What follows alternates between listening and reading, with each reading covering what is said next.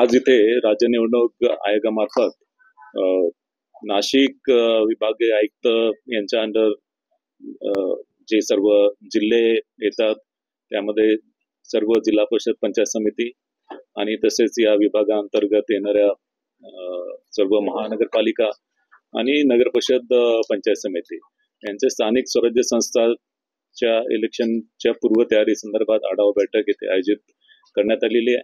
आपल्याला सर्वांना माहित आहे की भारतीय राज्यघटनेच्या 243 कलमाद्वारे राज्य निवडणूक आयोगाला स्थानिक स्वराज्य संस्थेचे इलेक्शन घेण्याचं पॉवर देण्यात आलेले आहे आणि रिसेंटली माननीय सर्वोच्च न्यायालयाने दिलेल्या निर्णयाप्रमाणे हे इलेक्शन आहे ते इलेक्शन टाइम बाउंड आपल्याला कंडक्ट करायचं आहे। माननीय सर्वोच्च न्यायालयाने 4 महिन्याचा कालावधी हे इलेक्शन कंडक्ट करण्यासाठी दिला।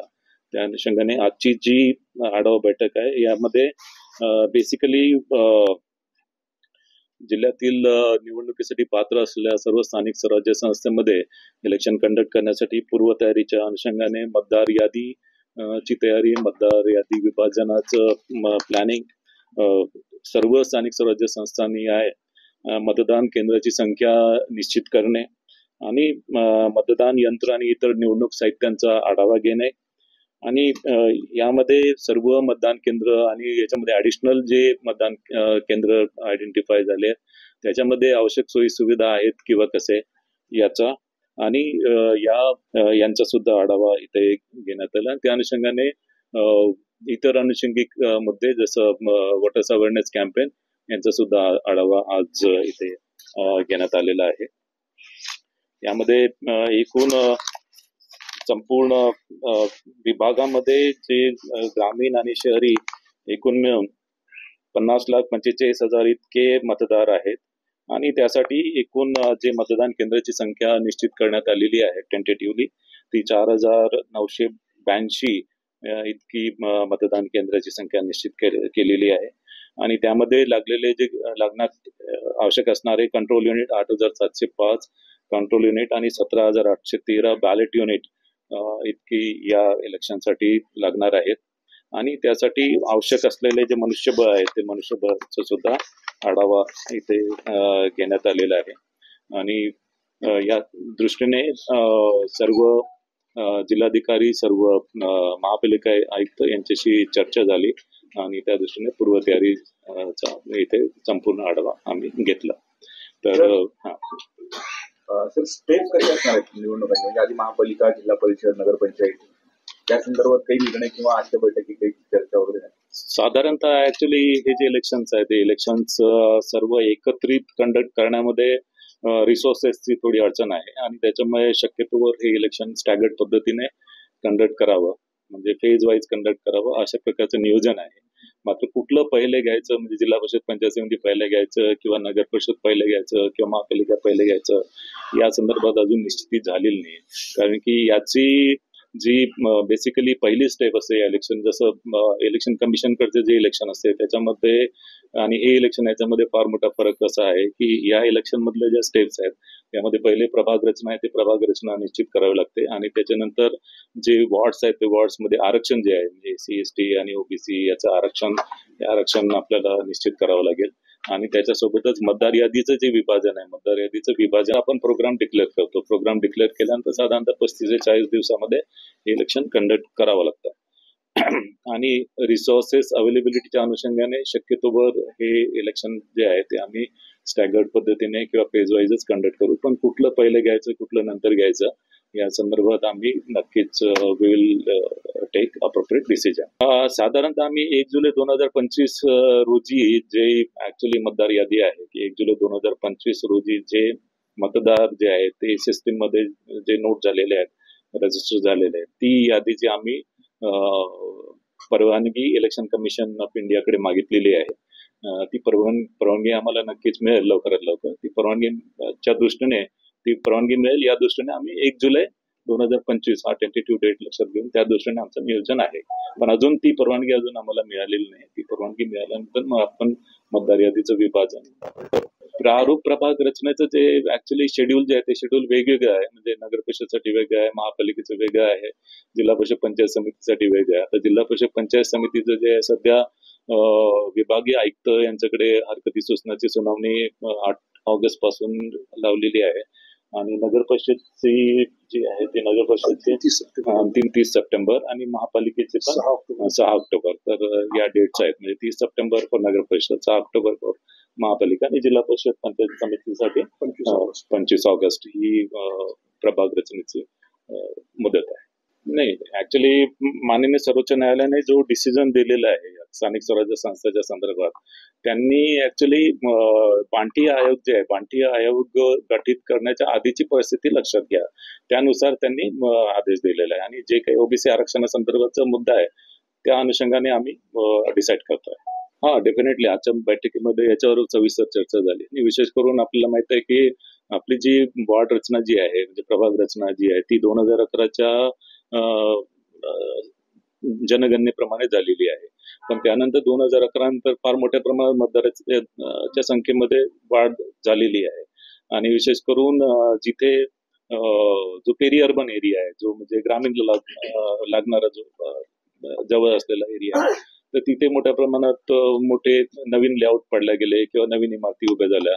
तर तिथे म्हणजे 2011 मध्ये त्या वॉर्डमध्ये जितके मतदार होते त्याच्या तुलनेमध्ये आता मतदार तिथे वाढलेले आहेत आणि ज्यावेळेस ही यादी ज्यावेळेस विभाजन होते त्या यादी विभाजन करताना अत्यंत काटेकोरपणे आणि काळजीपूर्वक याचं विभाजन करण्याचं मी सूचना दिलेल्या आहेत आणि विशेष करून कुठल्याही प्रकारे म्हणजे एखादी बिल्डिंग असेल तर त्या बिल्डिंग मधले काही मतदार एका मतदान केंद्राला, काही मतदार एका मतदान केंद्राला, तर असं होता कामा नये किंवा काही वॉर्डचे मतदार आहेत त्या वॉर्ड मधून काढून दुसऱ्या वॉर्डला जोडले जाणे.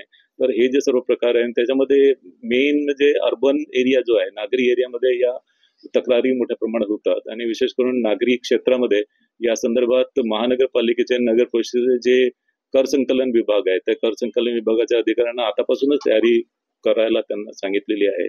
आतापासून कुठे ऍड्रेस जर चुकीचे असतील तर ऍड्रेसेस नोट डाऊन करणे आणि विशेष करून ही मतदार यादी तयार करताना ती संपूर्णपणे स्वच्छ आणि करेक्ट असायला पाहिजे यावर आमचा भर आहे. नाही, आता पण वॉर्ड रचनाचं काम आता सुरूच आहे ना. आपण ज्या नगर विकास विभागाने आणि ग्रामविकास विभागाने जे नोटिफिकेशन काढलं ते वॉर्ड रचनेचंच आहे. वॉर्ड रचना आपण करतोय आणि ते जे मी डेट्स ज्या सांगितल्या आहेत त्या वॉर्ड रचना अंतिम ज्यावेळेस डिक्लेअर होतील त्याच्याच डेट्स आहेत. ऍक्च्युली त्याच्यामुळे बेसिकली काम काही वाढलेलं नाही आहे आणि म्हणजे बेसिकली काम त्याच्यामुळे सोपं झालं असं म्हणता येईल. कारण की आता सिम्प्लिफाय म्हणजे मागची जी परिस्थिती होती, मागच्या परिस्थितीप्रमाणे आता त्याप्रमाणे ओबीसीचं आरक्षण जे आहे ते लक्षात घ्यायचं आहे. तर त्या अनुषंगाने मला वाटते की ते सोपं झालेलं आहे काम. नाही, त्याच्यामध्ये रोटेशन जे आहे ते दॅट विल डिपेंड अपॉन कारण की ओबीसीचं, कारण की जी सर्वे आहे जनगणना जे आहे ते जनगणनामध्ये फक्त एससी आणि एसटीचे लोकसंख्येचे आकडे त्याच्यामध्ये आहेत, त्यामध्ये ओबीसीचे आकडे त्याच्यामध्ये नाही आहेत. त्याच्यामुळे ओबीसीचं जे आरक्षण आहे ते ऍक्च्युली रोटेशन पद्धतीनेच म्हणजे लॉटरी पद्धतीने ते करावं लागेल आणि लॉटरी पद्धत कारण की आपले जे एनिमेटर ब्लॉक असतात, जनगणनेचे एनिमेटर ब्लॉक असतात त्याच्यामध्ये फक्त एससी पर्सेंटेज आणि एसटी पर्सेंटेजेस आहे, त्याच्यामध्ये ओबीसी पर्सेंटेज नाही आहे. त्याच्यामुळे हे लॉटरी पद्धतीनेच याचं आरक्षण निश्चिती ओबीसीसाठी करण्यात येईल. इलेक्शन साधारणतः म्हणजे आता अजून डेट असंच आपण डिक्लेअर करत नाही, कारण की डेट डिक्लेअर केल्यानंतर मग सर्व इलेक्शन लागू झालं, आचारसंहिता वगैरे ते सर्व सुरू होतात. पण टेंटेटिव्हली आमचा प्रयत्न राहील की ऑक्टोबर एंड पासून दिवाळीनंतर हे सर्व इलेक्शन प्रक्रिया सुरू होईल. एका केंद्रावर साधारणतः ऍक्च्युली म्हणजे मॅक्झिमम 900चा फिगर आम्ही दिलेला आहे, कारण की त्याचं कारण असं आहे की जरी विधानसभा इलेक्शन मध्ये एका केंद्रावर 1200 जरी मतदार जरी असेल, पण इथे आपण महापालिकेचं इलेक्शन जर बघितलं तर महापालिकेमध्ये एका वॉर्डमध्ये चार मेंबर्स निवडून द्यायचे आहेत. त्याच्यामुळे त्या 4 बटन त्याला दाबायला आणि एक एंड बटन दाबायला तर त्याला वेळ लागणार आहे. त्याच्यामुळे आपण टेंटेटिव्हली 900 मतदार एका मतदान केंद्रावर असायला पाहिजे.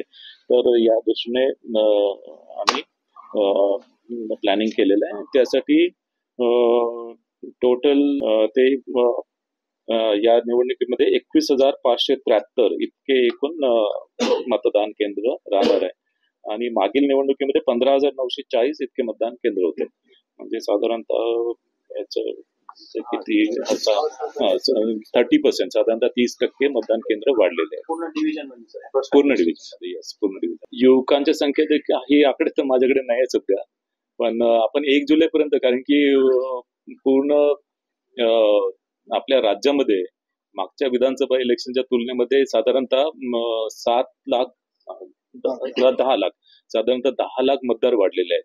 आणि आय प्रिझ्युम म्हणजे मला वाटते की हे 10 लाख हे नवीन मतदारच आहेत. नाही, आता विशेष पावलं म्हणजे याच्यामध्ये वोटर्स अवेअरनेस कॅम्प आहे. म्हणजे विविध प्रकारचे जे प्रसार माध्यम आहेत त्यांच्या माध्यमाने, त्याच्यामध्ये केबल टीव्ही असेल किंवा वर्तमानपत्राच्या माध्यमाने किंवा दिंड्या, असे वेगवेगळ्या ऍक्च्युली माध्यमाने जे किंवा सोशल मीडिया याच्या माध्यमाने जास्तीत जास्त मतदारांपर्यंत आम्ही पोहोचू आणि त्या दृष्टीने मतदानाची टक्केवारी जी आहे, मतदानाची टक्केवारी वाढली जाईल, याच्यावर आमचा फोकस आहे. राज्य निवडणूक आयोगाला मतदान यादी जी आहे ते मतदान यादी आपलं जे इलेक्शन आहे, election representation of peoples act प्रमाणे घेत नाही. हे जे स्थानिक स्वराज्य संस्थांचे इलेक्शन आहे ते जिल्हा परिषद पंचायत समिती अधिनियम, तसेच नगर परिषद नगर पंचायतीचा अधिनियम आणि महापालिका अधिनियम, मुंबई महापालिका अधिनियम याच्यामध्ये जे दिलेल्या तरतुदी आहे त्याप्रमाणे इलेक्शन घेतो. आणि या सर्व अधिनियमामध्ये इलेक्शन कमिशन ऑफ इंडियाकडची यादी ही आपण गृहीत धरून त्या अनुषंगाने आपण इलेक्शन कंडक्ट करतो. कारण की आता समजा 1 जुलै 25 ची डेट जर आम्हाला संमती मिळाली तर 1 जुलै 25 रोजी जे मतदार त्या यादीमध्ये असतील ते त्याप्रमाणे आम्ही ती मतदार यादी आम्ही गृहीत धरून त्याप्रमाणे पुढचं नियोजन करू. या ECI ची जी मतदार यादी आहे त्यामध्ये कुठलाही ऍडिशन किंवा डिलेशन करण्याचा राज्य निवडणूक आयोगाला अधिकार नाही. मात्र ती यादी आम्ही वार्ड वाईज आम्ही त्याचं विभाजन करतो आणि वार्ड वाईज विभाजन केल्यानंतर मग मतदान केंद्र वाईज त्याचं विभाजन करतो. तर त्यामध्ये एखादा चुकीने मतदार एका वार्डमधून दुसऱ्या वार्डमध्ये चुकीने दाखवला गेला किंवा विधानसभा मतदार यादीमध्ये त्याचं नाव आहे पण आमच्या मतदार यादीमध्ये तो रिफ्लेक्ट नाही झाला तर ते करेक्शन्स ते आम्ही करू शकतो.